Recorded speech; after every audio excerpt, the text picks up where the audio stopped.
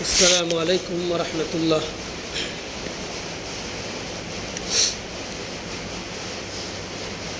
حاضرین جمعہ، پچھلے کئی خطبات سے آپ کے سامنے گناہ کبیرہ کے مختلف موضوعات پر آپ سے مخاطب ہوں،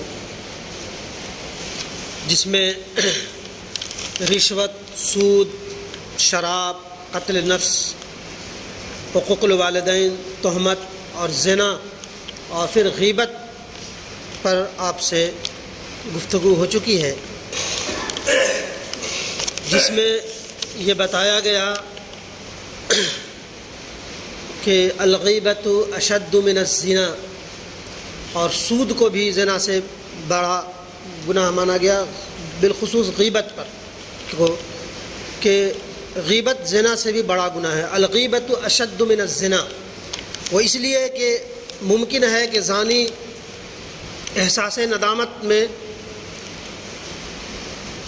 شرمندگی اور پشیمانی کے ساتھ رب کریم کے سامنے سربسجود ہو جائے اور توبۃ النصوح کر لے، تو اللہ تبارک و تعالیٰ ہو سکتا ہے معاف کر دے۔ لیکن غیبت کا معاملہ یہ ہے کہ اللہ تبارک و تعالیٰ صرف توبہ سے اس گناہ کو معاف نہیں کرے گا، بلکہ اس شخص کی جس کی غیبت کی گئی ہے اس سے معافی نہ مانگ لی جائے، وہ معاف نہ کر دے۔ اس لیے زنا سے بڑا گناہ بتایا گیا کہ زنا اللہ تبارک و تعالیٰ چاہے تو پاک صاف کر دے، اس کی مرضی، اللہ تعالیٰ عیب چھپائے ہوا ہے تو چھپا کے چلا جائے۔ لیکن غیبت، جس کے بارے میں پچھلی بار گفتگو ہوئی تھی، غیبت کی تعریف یہ تھی کہ کسی شخص کی کمیاں جو اس کے اندر موجود ہو، اس کے پیٹھ پیچھے کسی تھرڈ پرسن کو بتایا جائے یا سیکنڈ پرسن کو بتایا جائے، یہ غیبت ہے۔ اور غیبت کی تشریح یہ بھی بتائی گئی کہ وہ چیز جو اگر وہ سنے تو اسے تکلیف ہو، یہ غیبت ہے۔ اور یہ بھی غیبت ہے کہ کسی کو پیٹھ پیچھے یہ کہہ دینا کہ یہ ٹھگنا ہے، یہ کالا ہے، یہ جاہل ہے، یا کوئی بھی کمی بیان کرے، یہ بھی غیبت میں آتا ہے۔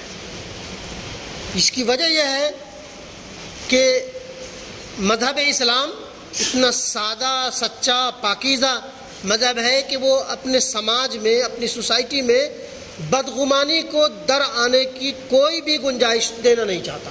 وہ چاہتا ہے کہ ہر انسان دوسرے کے لیے بالکل صاف ستھرا ہو، آئینہ کی طرح جھلکتا ہو۔ ہاں، اگر کوئی کمی ہو تو اگر آپ کے پاس اللہ نے گویائی دی ہے، حکمت دی ہے، تو اسے ڈائریکٹ کہیں، اور اکثر و بیشتر وہ انسان شاید خوش ہو جائے۔ اگر تملق باز نہ ہو تو اگر کمیاں بیان کر دی جائے سامنے کہ بھائی میرے آپ ایمانی بھائی ہیں، آپ کے اندر یہ کمی ہے، چھوڑ دیں گے، بڑی اللہ تبارک و تعالیٰ کے یہاں نعمت ہے، ان گناہوں سے چھوٹے، تو شاید اسے برا نہ لگے۔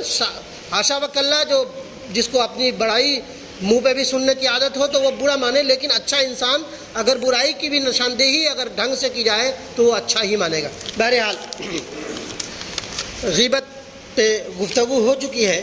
آج میں جس میں یہ بھی بتایا گیا کہ وَلَا يَغْتَبْ بَعْضُكُمْ بَعْضًا، سورہ حجرات کی آیت نمبر 12، کہ وَلَا يَغْتَبْ بَعْضُكُمْ بَعْضًا أَيُحِبُّ أَحَدُكُمْ أَن يَأْكُلَ لَحْمَ أَخِيهِ مَيْتًا فَكَرِهْتُمُوهُ وَاتَّقُوا اللَّهَ إِنَّ اللَّهَ تَوَّابٌ رَحِيمٌ، کہ کوئی شخص کسی کی غیبت نہ کرے۔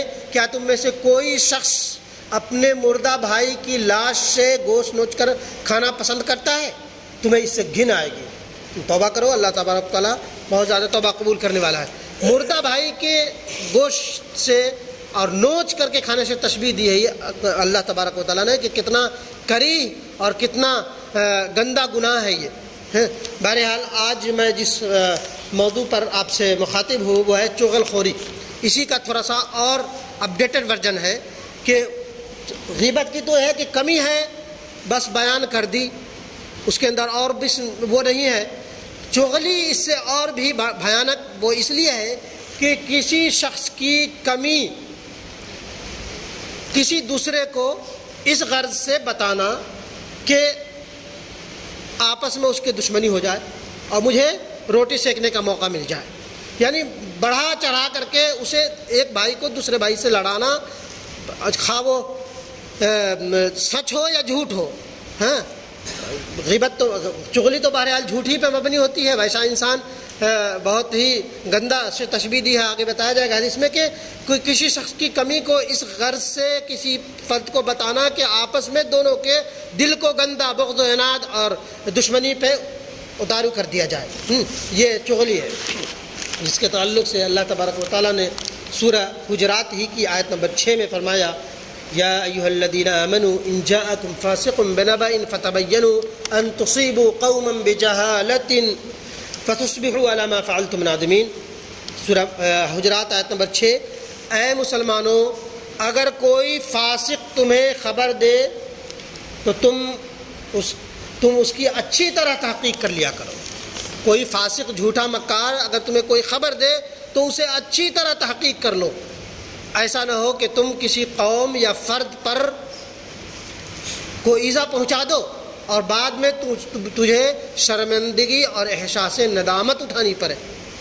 کہا گیا کہ کوئی شخص اگر کہتا ہے آپ کے پیچھے کسی کی بات تو وہ برا ہی ہوگا. تو نبی کریم صلی اللہ علیہ وسلم نے عبداللہ ابن مسعود کے سامنے جو والی تھے کوفہ کے، کوئی شخص آیا کہ فلاں شخص زنا کرتا ہے، تو عبداللہ ابن مسعود نے کہا کہ یہ غیبت مت کرو، وہ ہمارا وہ معاملہ ہے، اس کو اگر صحیح ہوگا تو اس کو حد مل جائے گی، اسے وہ ہو جائے گا. تم اس غیبت کو مزید آگے مت بڑھاؤ. جس کیا کہتے ہیں عیب پہ اللہ تعالیٰ پردہ ڈالا ہے، تم کون ہوتے ہو اس کے عیب پر کشائی کرنے والے. تو یہ بات ہے. زنا کتنا بھیانک جرم ہے، جسے کے تعلق سے اللہ تبارک و تعالیٰ نے کہہ دیا کہ اگر کنوارا ہے تو اسے 80 کوڑے، اور اگر 100 کوڑے، اور اگر شادی شدہ اگر زانی ہے تو اسے کہا گیا کہ پتھر مار مار کر اس وقت تک مارا جائے جب تک کہ اس کی جان نہ نکل جائے. اتنا بھیانک جرم، اور اس جرم سے بڑا بتایا گیا غیبت کو اور چغلی کو. تو سمجھ لیجئے کہ یہ کتنا بھیانک روگ ہے جو ہمارے سماج کو گھن کی طرح اور ناسور کی طرح ختم کرتا ہوا چلا جا رہا ہے. نبی کریم صلی اللہ علیہ وسلم کی حدیث ہے، حذیفہ راوی ہے، امام بخاری اور مسلم دونوں نے اس بات کو نقل کی ہے کہ لا يدخل الجنت قطات، بخاری کتاب الایمان، کہ چغل خور جنت میں نہیں جائے گا.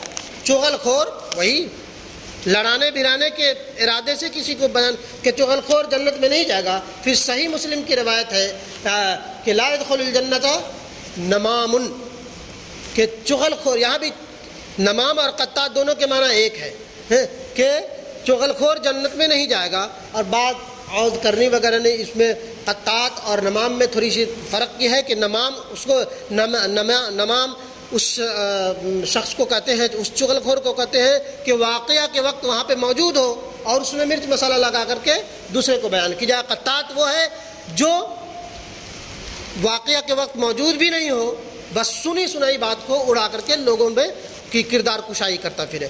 تو اس کو قطات اور نمام میں یہ تھوڑا سا فرق ہے. حاضرین، سورہ قلم میں اللہ تبارک و تعالیٰ نے فرمایا وَلَا تُطِعْ كُلَّ حَلَّافٍ مَّهِينٍ، کہ جھوٹ ہو اور لوگوں کو تانا تشنیع کرنے والے، حماز مشاء بنمیم، بے وقار، کمینہ، عیب گو، چغل خور. قرآن نے کتنی سخت وعید کیا. حماز مشاء بنمیم، کمینہ، بے وقار، عیب گو، چغل خور، بھلائی سے روکنے والا، یہ بدترین انسان ہے. چغل خوری کو بتایا بدترین انسان ہے. پھر اس کے بعد بھی اللہ کے نبی صلی اللہ علیہ وسلم نے فرمایا المشاؤون بالنمیمۃ المفسدون بین المحبہ. مسند احمد کی روایت ہے کہ جو چغلیاں کھاتے پھرتے ہیں اور دوسروں کے آپس میں لڑانے کی فراق میں رہتے ہیں، وہ بڑی خرابی ہے اور یہ بدترین لوگ ہیں. بدترین لوگ سے تشبیہ دیے. بہرحال اللہ تبارک و تعالیٰ نے اس گناہ عظیم سے حتی المقدور بچنے کی تلقین کی ہے. اور اس سے آپ یہ سمجھ سکتے ہیں کہ یہ اس جو عام طور پہ ہم آپ اور تمام سماج جو آج موجودہ سماج ہے، اس غیبت کو چغلی کو کوئی گناہ تصور نہیں کرتا، لیکن اللہ تبارک قرآن نے حدیث نے، نبی کریم صلی اللہ علیہ وسلم نے، صحابہ کرام نے اس کو اتنا بھیانک جرم کیوں کیا ہے؟ اس سے پتہ یہ چلتا ہے کہ اس مذہب اسلام اپنے سماج کو بالکل صاف ستھرا رکھنا چاہتا ہے۔ وہ چاہتا ہے کہ کوئی شخص کسی کے تئیں بدگمان نہ ہو، کوئی شخص کسی کا دشمن نہ ہو، کوئی بغض و عناد کی زندگی نہ جیے۔ اس لیے اللہ تبارک و تعالیٰ نے اس بھیانک روگ کو بہت کراہیت کے ساتھ اس کو فرمایا۔ ایک جگہ تو کہا کہ اپنے مردار بھائی کے گوشت سے لاش سے گوشت کو نوچ کر کھانا، اور دوسری جگہ کہا کہ فاسق اور فاجر، یہ نہیں کہ وہ سچ بول رہا ہے جھوٹ بول رہا ہے، اگر کوئی آیا آپ کسی کا کمیاں بیان کر رہا ہے تو ڈائریکٹ قرآن کر رہا ہے یا ایھا الذین آمنوا ان جاءکم فاسق بنبأ فتبینوا، بس یہ فاسق اور فاجر ہے۔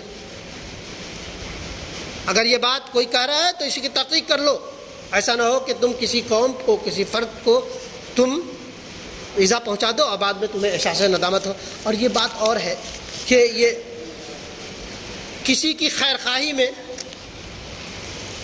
لڑانے بھڑانے کے مقصود سے نہیں، بلکہ اس ناحیے سے کہ کسی نے خون جگر سے سماج کو یا کسی چیز کو کھڑا کیا ہے، اگر کوئی چیز وہاں کھڑا بھی دیکھے تو کیا کہتے ہیں اس کی وجہ سے جس میں اصلاح مقصود ہو تو یہ کہہ دینا کہ یہ ذرا اس پہ کیجیے، یہ گھن کی طرح ہمارے سماج کو کھا رہا ہے، تو یہ اللہ کے تبارک والا نے چھوٹ دی ہے، وہ الگ بات ہے۔